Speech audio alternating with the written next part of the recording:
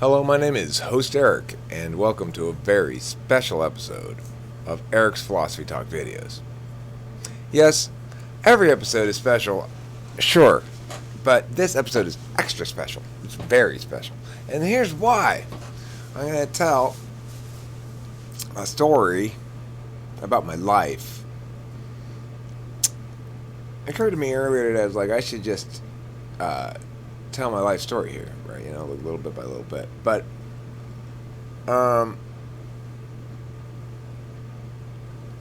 it would need to be told more compellingly than just some sort of straightforward rendering of events.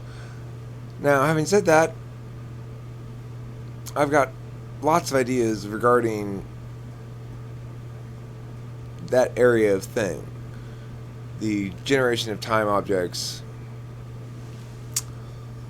such as this video, etc. But I want to de-abstract a bit today and talk about what's going on with me, and I think you'll find it fairly interesting. I'm in search of an old friend. I think I said in a previous video that I had two old friends I was in search of, and I had spoken with one of them, one Mr. Christopher.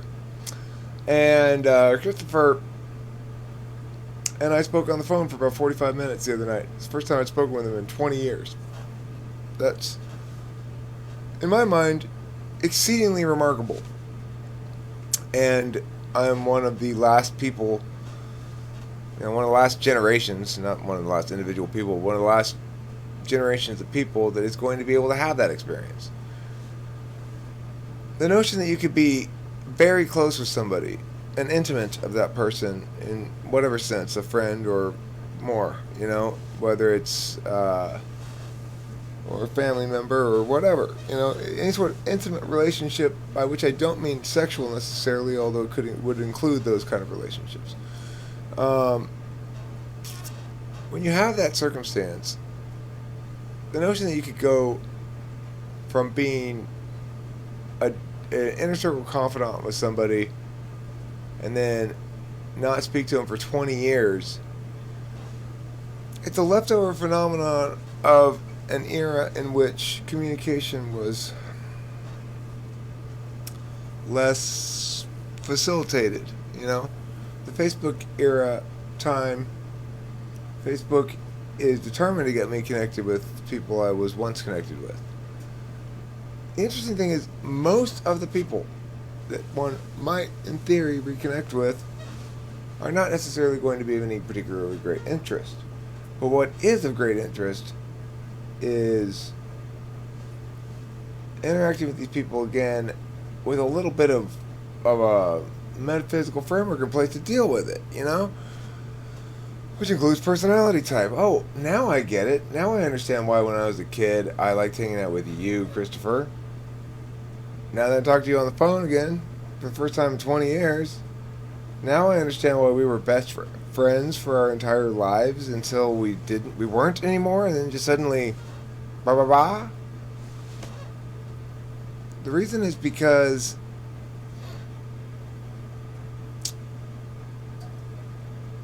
we talk about ideas.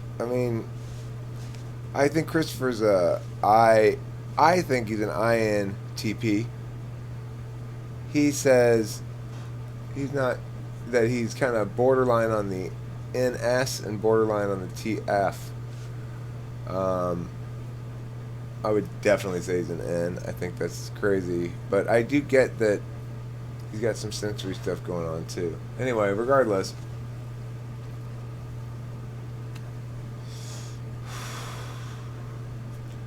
And in talking to this person, it's not just an emotional payoff, right? Like, oh, this is weird. I'm talking to this guy for the first time in a long time. It's not merely an emotional payoff. It is a flurry of identity building activity within myself as well. Because all these linkages from past experience that has been wrestled into some sort of support system for a larger understanding of the universe, you know, larger metaphysics, but they're oddly aborted, you know? Stubs. I need linkage. I got linkage with one of them, a little bit. I need more. I need to talk to him more. I need to understand. I don't even know what I need to understand. I'm compelled. I'm driven like an addict to find these two people. Well, today's story is the second of these people. 5 minutes into the video, I'm starting the story. Huh? My very first girlfriend. I was 18, she was 16. Then I was 19, she was 17. We were together for about 2 years. I think a little longer even almost, because I believe part of it, our relationship, I was 20, she was 18. So we were together right in there. And then she left me. She broke my heart, I guess. The thing is, I was very not in touch with my feelings.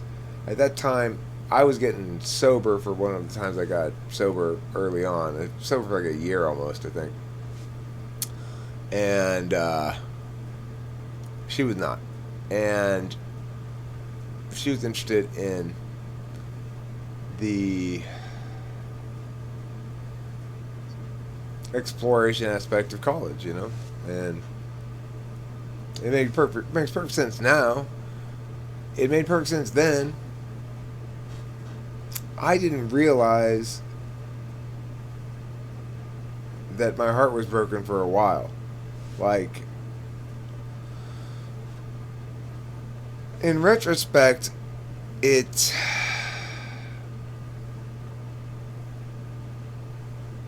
so revelatory of how poorly I've always understood my emotions, and how poorly I've understood that I'm not understanding my emotions well. See, this is the key thing.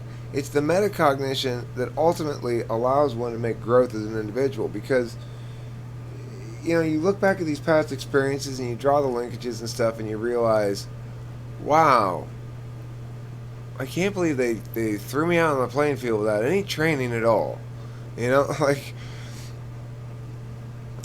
I can't believe I showed up to maybe try out for the football team one day, and I was just, instead of trying out and anything, they just threw a uniform on me and said, "There, you're offensive lineman." And I just went out there and they just got mowed over time and time again until I finally started to figure it out. Like, that's how I feel life is, you know? Like, you're born and you don't have any chance for pre-work. It's just straight into it. Just, ah. You know, you're trying to understand. You're not even trying to understand yet what identity is. That comes later. I remember trying to understand. It's so weird. I was thinking today too, and this is all of this stuff. The reason these ideas come to me, or come out now, has everything to do with talking to Christopher. And trying to talk to Chris. The girl's name is Chris, with a K. And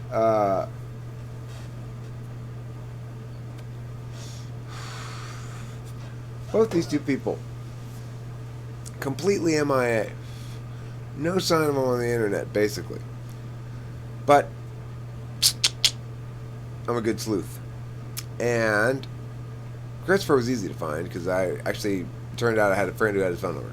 So that was easy. I just put up a Facebook post and got a response to that right away. Second one, I attempted to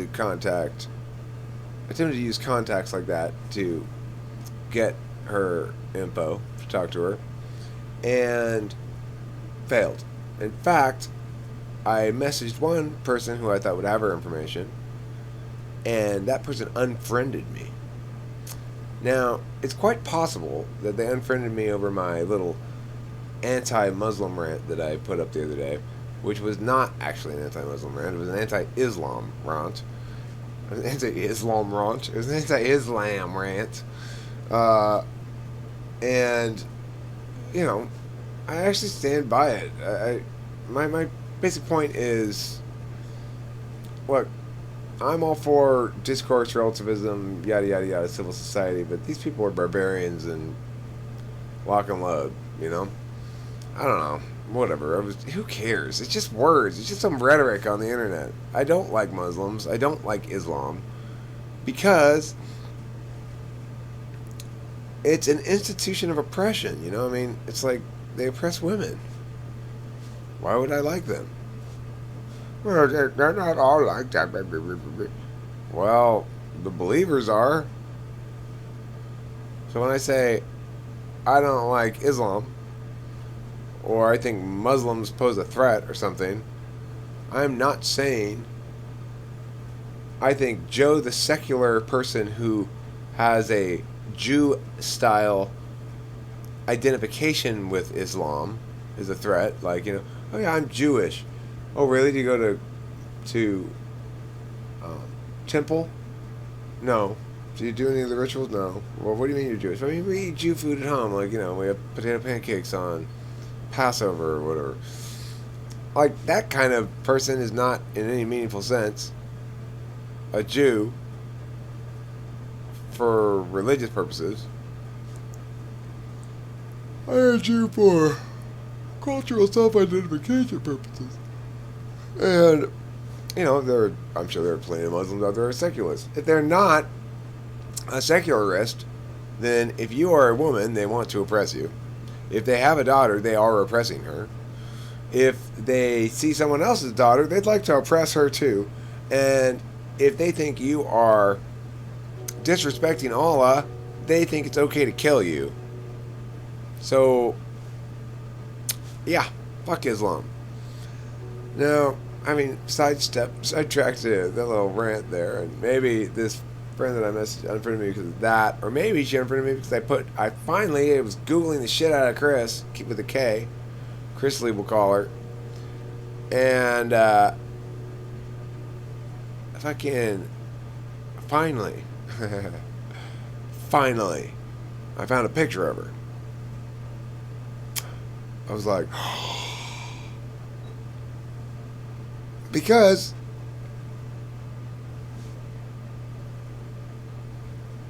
it was shocking. That's why.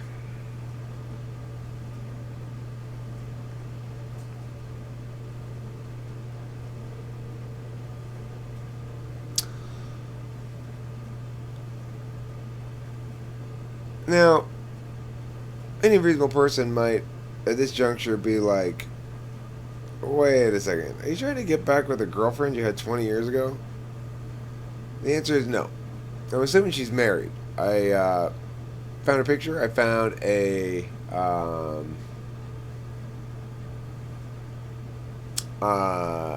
or a boyfriend probably, or maybe a girlfriend. I don't know. She might swing that way. I'm not sure. So there's another name. The owner of the landline at her, what appears to be her home address that I found, and I found a landline number. And I'm pretty sure it's the right one. I'm pretty sure it's the right name. It's not super uncommon when I put in all the various little components to the name that are there, but anyway, I am 99% sure I got the right one. And I'm going to call her ass tomorrow. I'm going to leave a message on her home phone landline. Hopefully it's got an answering machine. And I'm going to try to talk to her ass, because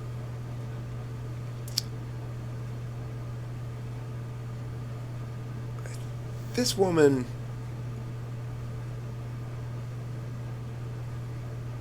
I haven't known her for 22 years. I haven't known this human being really since we broke up, where she left me 23 years ago. I have not known her. The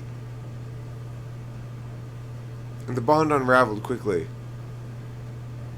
but it was deep. And I dreamt about this girl through 2 marriages. I'd wake up late in my 30s and feel a desperate despair in my chest from a dream about this woman that I hadn't seen in over a decade, hadn't spoken to.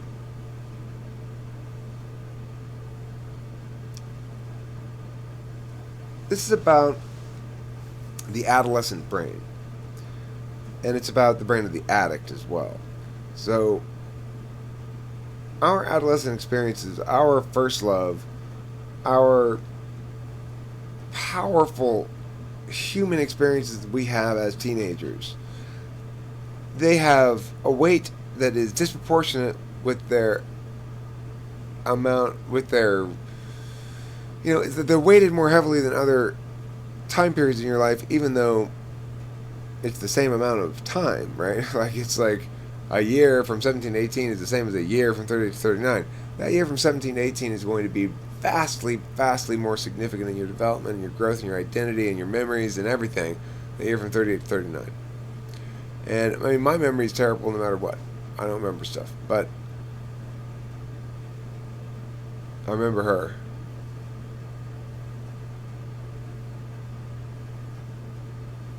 And I have to know who she is now. In order to fully know who I am, I need to know who she is. And I don't know why, but I need to.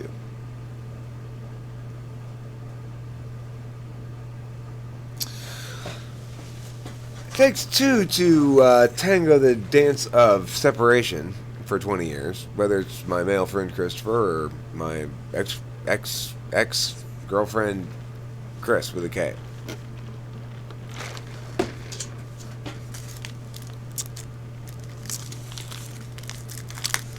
So it wasn't just they who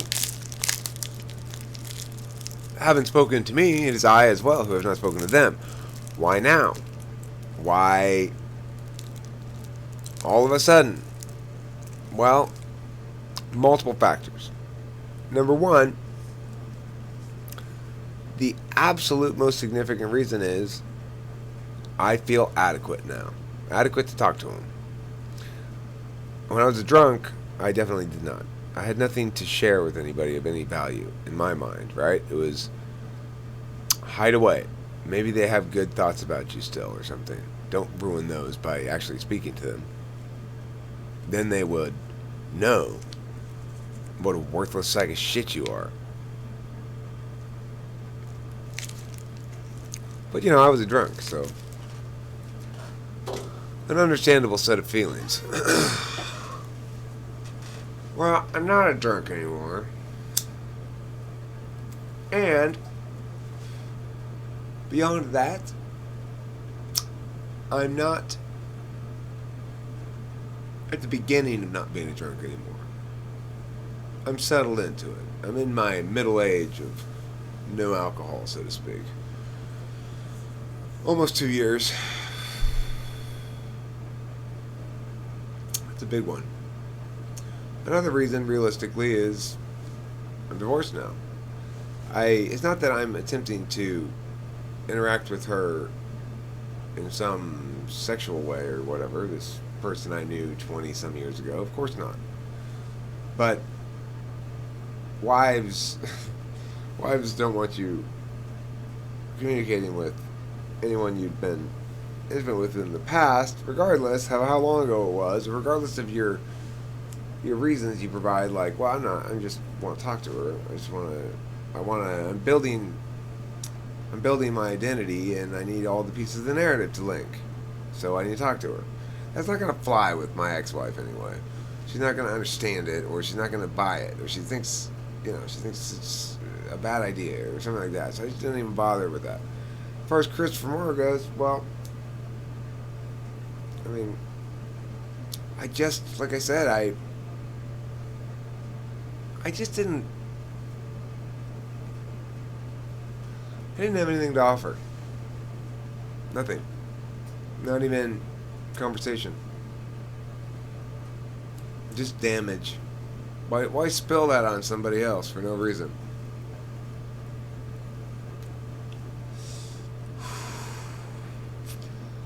I now have scars.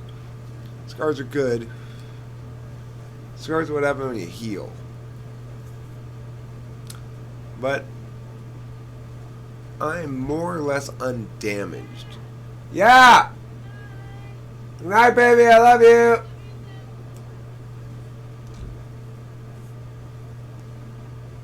She helps. You know,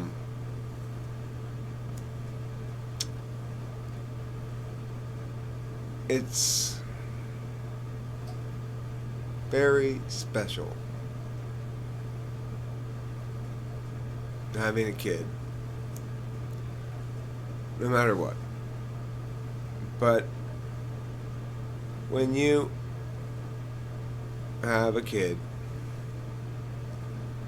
who's the same personality type as you have an ENTP daughter who's the other gender as you, so you don't have to deal with quite as much bashing of heads and competition and stuff, right?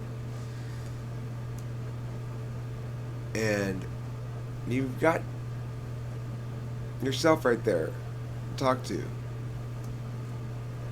And she understands exactly how you think. Finally, somebody does, you know?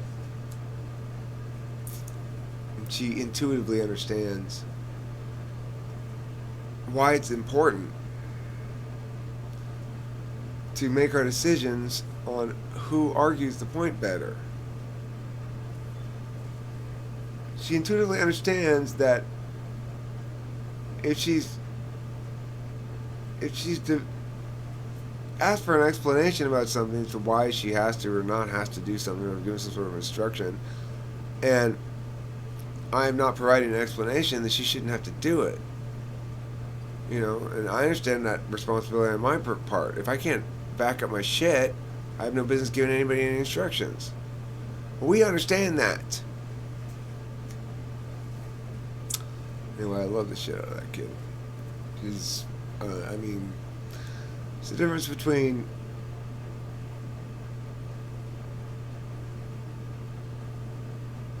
rudderlessness and having a rudder. She's critical on the identity architecture. Critical. People need to have those parts of the stories locked down, or I do. I think S's don't necessarily. SFs probably don't. NTs, I need to have that shit locked down, man. I need to know. I need to know I have purpose. I need to know I've accomplished something of value. I need to know I'm a good dad. You know? And knowing it, and believing it, they allow me to be whole in a way that I wouldn't otherwise be able to be whole. Because I'm not able to experience emotions very much, apparently. I mean, I experience them all the time. It's not very, I've expressed it wrong. I don't experience emotions the way that feelers experience emotions, I've determined for sure. Feelers have this weird obsession with the notion, or maybe it's just FJs, that feelings are attributes that you can assign onto things, onto people. Like, how do you feel about me? Well, I don't really feel anything at the moment. I'm enjoying having a conversation with you.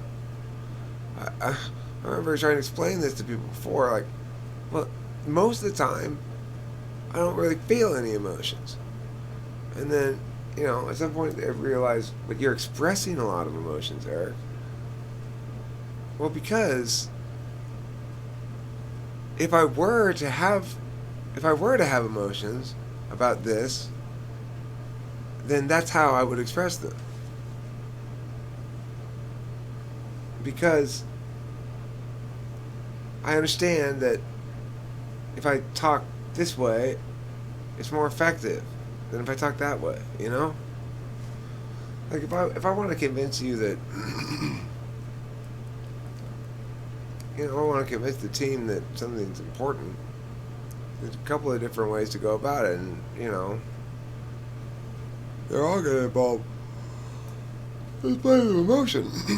But the other thing is, I am experiencing those emotions when I'm expressing them, but I'm not. They don't attach to me, right? It's not like I think that now I own them. They just visit for a couple seconds. That's what emotions do, right? I own my ideas in some sense. I mean, not in a financial sense. I don't believe in intellectual property, but I still would probably take advantage and want to take advantage of certain legal mechanisms to protect my profit-making ability for it, I guess. I don't really expect anything to make any profit like this stuff, but a little bit, maybe. I don't know. I made 2 cents so far.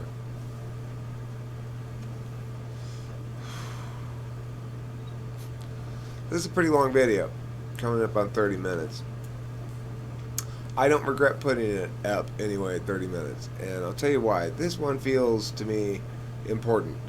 Like, I mean, I live in a world of abstract ideas. I'm trying to put together a complete metaphysics that explains human identity through, I mean, sure, personality types are very great. I like them a lot, and they explain behavior a lot.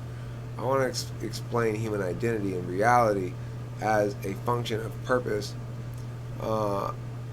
in a way that meaningfully reveals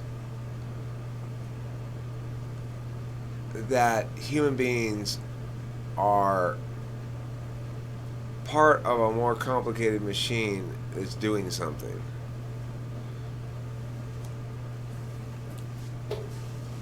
I'm not going to go into more detail but at the moment. Anyway,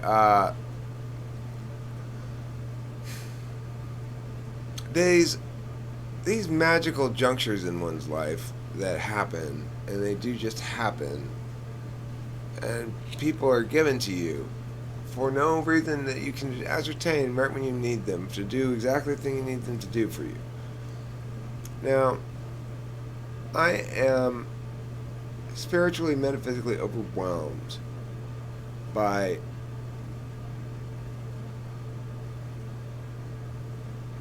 the impossible generosity of the universe to me. Why does it keep setting me up like that? Why does it keep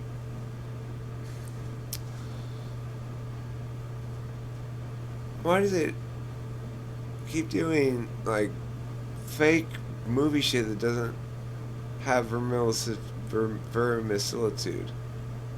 That's what I feel like is happening to me. Why did I get Abraham? He's insanely good. He's 18 years old. He's a director of my school. And I need him desperately for everything all of a sudden. Why was he given to me? Right when I needed it. Why, when I got fired, was Kimball there to put everything together for me and then leave, giving me all the ownership and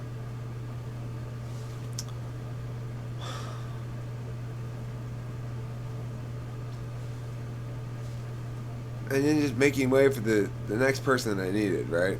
Just like if I were trying to make this shit happen, I'd be the worst asshole in the history of the world. I'm going to use you for this, and you're going to just have to leave after that.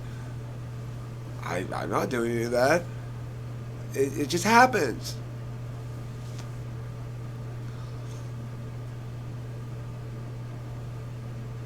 I've got to figure it out, and I got to figure out what it is that makes me satisfied. I don't know what it is. There's no satisfaction available to me. None. I don't even know what the word means. More? Is that what it means?